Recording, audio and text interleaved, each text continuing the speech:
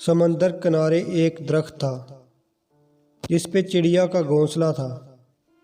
ایک دن تیز ہوا چلی تو چڑیا کا بچہ سمندر میں گر گیا۔ چڑیا بچے کو نکالنے لگی تو اس کے اپنے پر گیلے ہو گئے اور وہ لڑکھڑا گئی۔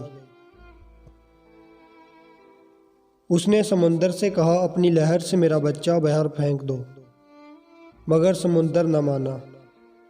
تو چڑیا بولی دیکھ میں تیرا سارا پانی پی جاؤں گی، تجھے ریگستان بنا دوں گی۔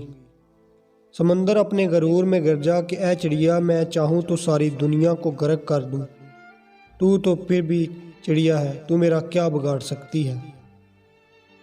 چڑیا نے اتنا سنا تو بولی چل پھر خشک۔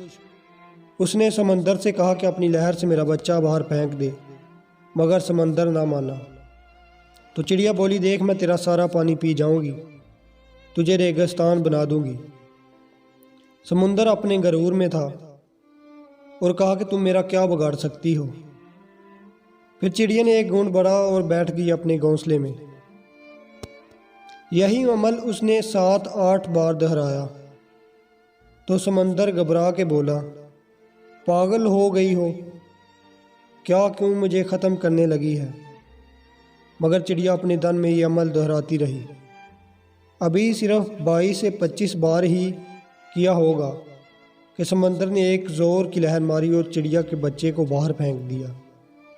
درخت جو کافی دیر سے یہ سب کچھ دیکھ رہا تھا سمندر سے بولا اے طاقت کے بادشاہ، تو ساری دنیا کے پل بھر میں غرق کر سکتا ہے۔ اس کمزور سی چڑیا سے ڈر گیا، یہ سمجھ نہیں آئی۔ سمندر بولا تو کیا سمجھتا ہے، میں تجھے ایک پل میں اکھاڑ سکتا ہوں، ایک پل میں دنیا تباہ کر سکتا ہوں، اس چڑیا سے ڈر جاؤں گا؟ نہیں، میں تو اس ایک ماں سے ڈرا ہوں، ماں کے جذبے سے ڈرا ہوں۔ ایک ماں کے سامنے تو عرش ہل جاتا ہے، تو پھر میری کیا مجال۔ جس طرح وہ مجھے پی رہی تھی مجھے لگا کہ وہ مجھے ریگستان بنا ہی دے گی۔